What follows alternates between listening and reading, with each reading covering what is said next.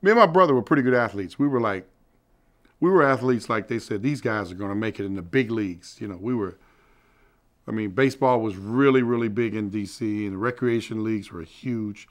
Now they got all these beautiful fields, but they don't have anybody to play on them. But we didn't have these great fields, but we had a monstrosity of players all over the place. Before we were at this museum is located right here in Fort Stanton. This was a nice little residential area, like it is now. It's always been like this, quiet.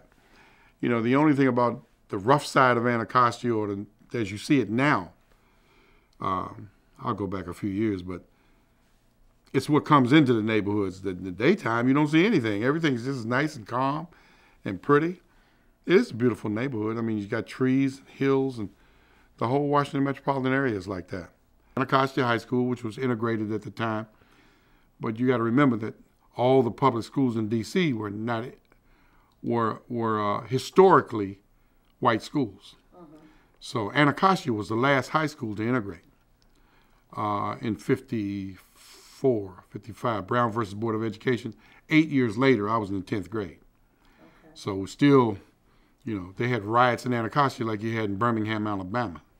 Unbelievable. But we were kids then, 54, 55. We were young, 8 years old. But we heard about them. Anacostia was Ballou also. Ballou was an all-white school too. But just after, everybody started merging a little bit, and, you know, blacks going to school here or there. I think Prince George's County, I don't even know when they integrated, probably around 64, 65, something like that. I remember Surrattsville High School having one black player on their football team.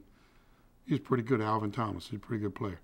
I do everything according to sports. I love sports so much. I loved it. That was my whole life.